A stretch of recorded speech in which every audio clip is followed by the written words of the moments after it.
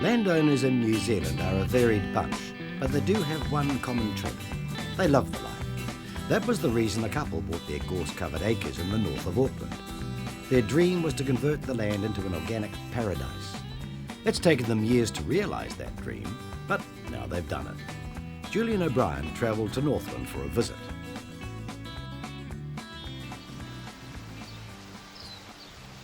Joe Palesha always wanted to live off his own land. Unlike many, he's actually done it, and along the way become an inspiration to others. Walking the talk is very important for me, and it's not just reading nice books and seeing beautiful documentaries, on television or so. You actually have to do it.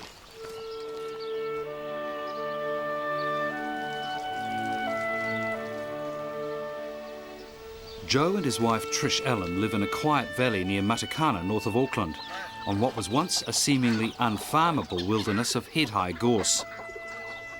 But their aim was always more than just turning this place into a personal paradise. Everything here is grown organically. No shortcuts have been taken with herbicides or pesticides. For me, coming from Austria, from a cold region and short growing season, this is just fantastic for me. But then, of course, work never stops. But when your work is your passion, it's also, Joe calls it hard play. Joe and Trish first came to the farm in 1988, full of idealism. When she saw this wall of gorse here, she said, "No, I'm not going to survive here. Get me out of this hole of gorse here." It was a challenge. Yeah, it was a challenge. No telephone, no power. So we lived actually for 2 years without telephone and electricity. But it was an interesting life. It was, yeah. And we had a wonderful outside bathtub we heated the water in a copper, and it was very romantic, actually.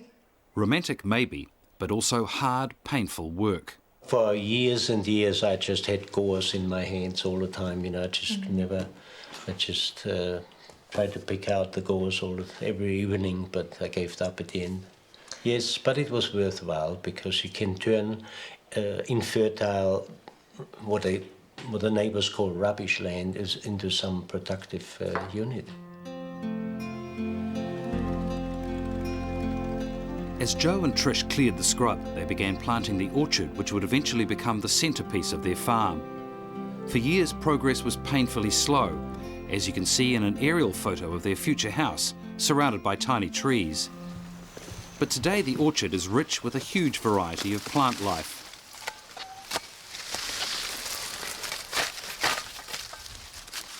Because Joe's trying to be self-sufficient, he prefers not to buy sugar from the shop. Yeah, we're growing sugarcane here for quite a long time now, 17 years, although the experts told me it wouldn't grow up here. And actually grows fantastic. It's a wonderful crop, and the way we use it here on Rainbow Valley Farm is very much like our principles.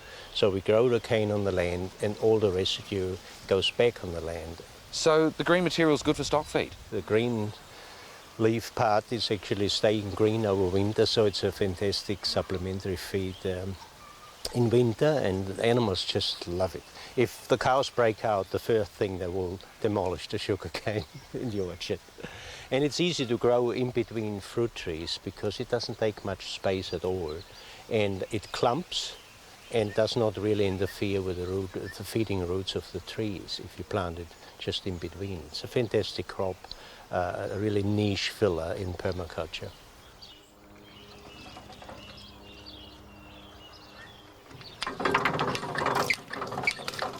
The idea behind permaculture is that you don't fight nature, instead you work with it. Fine in theory, but sometimes hard to practice. Margaret Holzer is from Austria, one of the many people who come to stay at Rainbow Valley and learn about permaculture. Finding how to get juice from sugarcane is simple enough, but the big picture is more complex.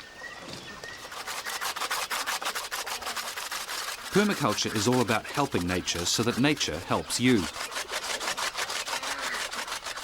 The theory is that when the cycle's working, it will carry on almost by itself, with only a small amount of human intervention to keep things on track. In the case of sugarcane, the green leaves become stock food or mulch, The juice goes into the kitchen, and Joe chops up the fibrous leftover cane to provide food for the chooks and other fowl. In their turn, the fowl help out in the orchard with pest control. Well, we actually have a bird for every bug in the orchard that we don't want. It's called integrated pest management, and over years I have observed and certain breeds and certain birds do a certain job. That's why you see guinea fowls here. I have a problem here with bronze beetle, and the other birds are a bit too slow because the beetle jumps. And I found out the guinea fowls are extremely fast, you know, running after and catching the bronze beetle. And the slugs and the snails controlled by the ducks, that's why they free range throughout the orchard. So it's working very well, but it took me a while to actually find the right bird for the right bug that I wanted to control. And then as a bonus, you've got some lovely food. Yeah, free-range eggs. You can't have it more free-range than here because the birds sleep up on trees and just take a dust bath whenever they like one, and they look for insects. Also herbs, lots of herbs growing here. They help themselves and they're very healthy. But birds and sugarcane are just the start. This is a farm with just about everything. When Joe Palacia and Trish Allen first came to Rainbow Valley, they were confronted with a prickly problem. There's a great saying in permaculture, the problem is the solution. So taking the problem, dissecting it and finding out how it can work for you. And a good example of that is when we first came here and we had about 25 acres of gorse, 6-foot high gorse. Now that was a bit of a problem, but we used that in really, really creative ways to make it work for us. And it was, in the end, a solution. We started using it straight away. We started establishing little garden plots and planted some fruit trees in the middle of possum paradise here, you know. By mulching gorse around the seedlings and the fruit trees, we kept the possums away. They still catch possums, and they're still put to productive use. That's really important to understand the interaction and the links between the network of life, as we call it, fit in there and make it, you know, working for you. Permaculture principle is to work with nature instead of against nature. The possums become bait in the eel traps that Joe keeps in ponds around the farm. You might think being self-sufficient on your own land means being forced to live on a basic and boring diet. That's certainly not the way Joe and Trish see it. They do have some off-farm income. Trish has a part-time job, and every couple of years Joe goes overseas to run permaculture courses. But not much of that income needs to go on food. They get almost all they need off their own 20 hectares of land. They grow a surprisingly wide range of food, enough to feed them very well and cater for their many visitors.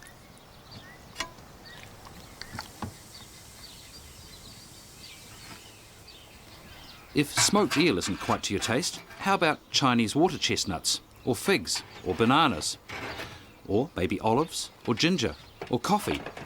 In the expert hands of Joe and Trish, this subtropical paradise grows them all. One of their more unusual crops is shiitake mushrooms. They soak logs in water, drill holes in them, then hammer plugs impregnated with shiitake spore into the holes. Then they cover the plug with wax and wait. The spores will now spread unseen throughout the log. Depending on the type of timber and how long since it was chopped down, several weeks or months will pass. Then suddenly, in fact literally overnight, the shiitake mushrooms will burst out. Just perfect for miso soup.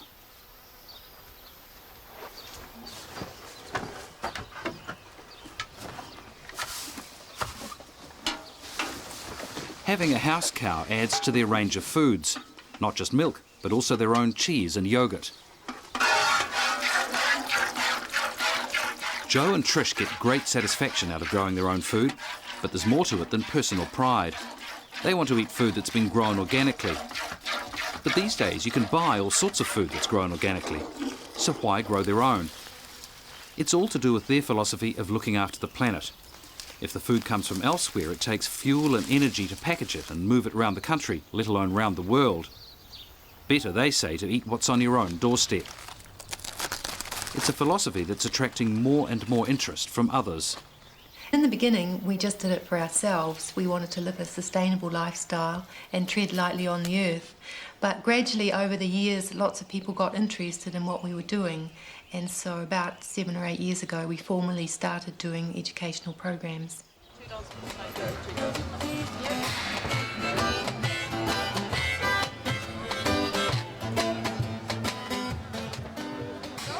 Saturday morning at Matakana Farmers Market. Joe and Trish have joined forces in a stall with another local organic grower.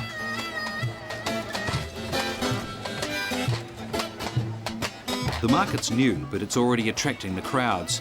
An eclectic mix of urban and rural, visitors and locals.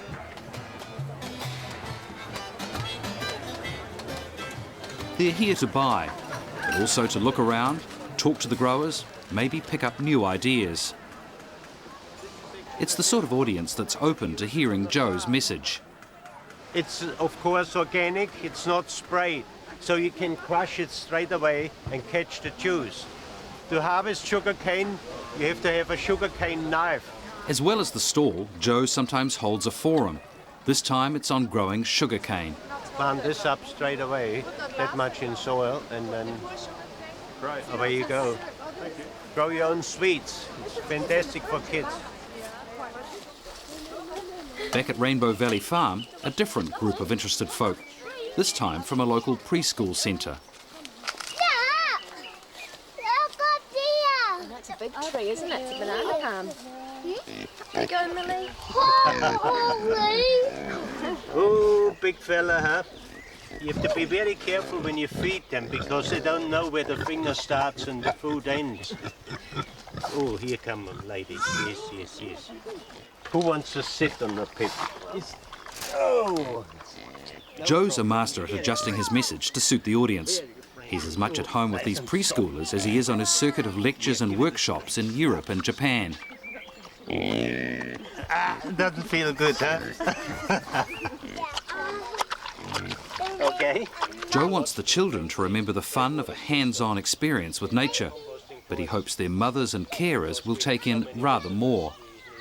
What we do in New Zealand, we flush out the nutrients into the ocean and eutrophiate the ocean or the waterways, and then we have algal bloom and we have ecological problems. So we always make sure it goes back on the land. He believes his message has already made a difference. Many people have taken on more sustainable lifestyles by just coming here on the guided tours or coming here to study or doing a workshop or courses. What we're going to do here is make a boat, a nice little canoe. Which one's mine? Oh, we'll see. We'll see at the end who gets what. It's amazing, African children, what they make out of this. These toys only last about 3 weeks, so it's exactly the time, you know, they lose interest in the toy. I can make a bigger one. And you can throw it away and it doesn't pollute, you know, in the landfill. It's turning back again to nature and becomes soil. So that's why I call them sustainable toys. See, all these toys grow in the bush. You can make them yourself. Certainly this audience is very receptive. They're eager to learn about something so old that it's almost become new technology. And then once more. And here you have the outrigger, a very seaworthy canoe, a nice walker, look. And now we need a sail. Here we see, here we have one. That is going to be perfect.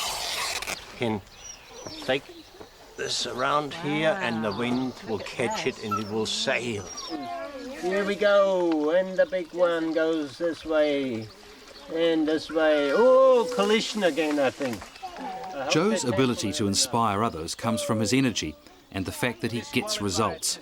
The boats sail successfully, and you can see similar achievements everywhere at Rainbow Valley Oh, Farm. here they go, down the river.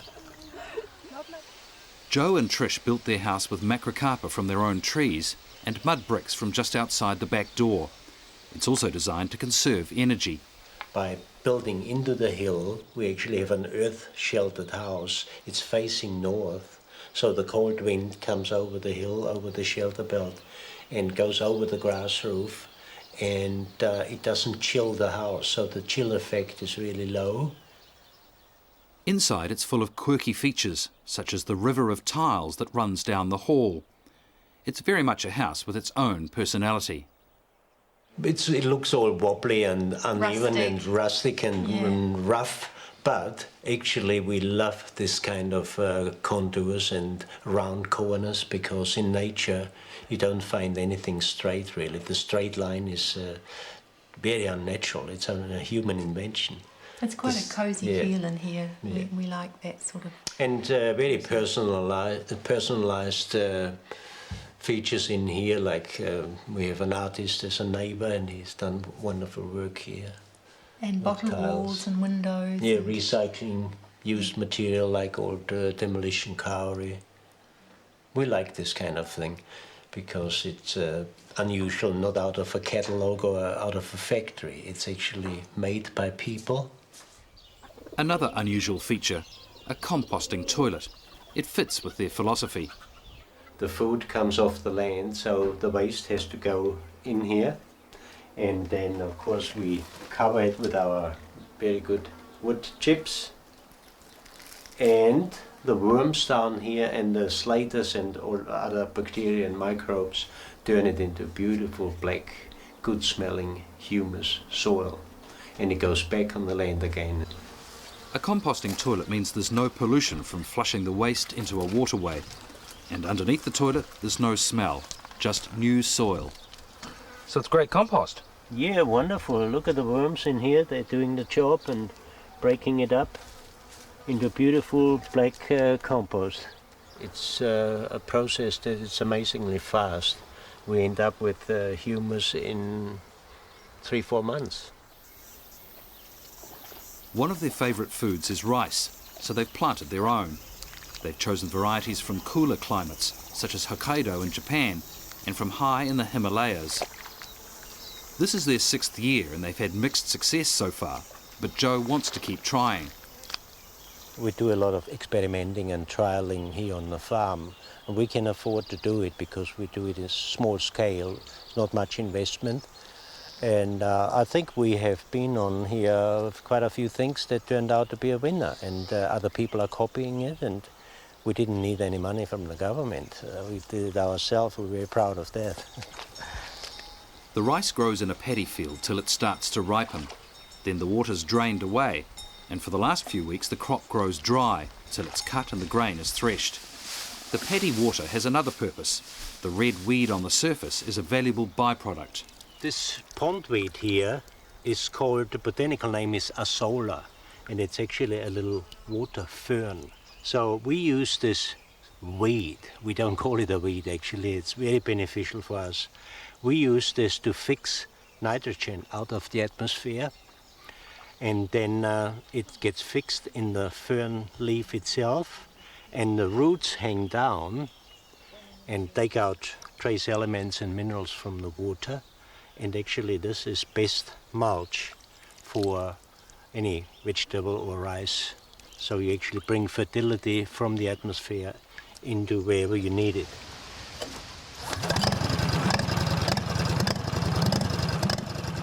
This is another way that Joe creates fertility.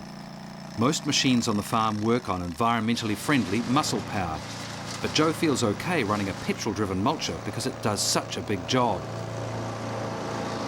Helped by permaculture students such as Thomas Hofeger from Germany, Joe has planted over 13,000 trees here. He now prunes and mulches them, along with what's left of the gorse, to build up the soil.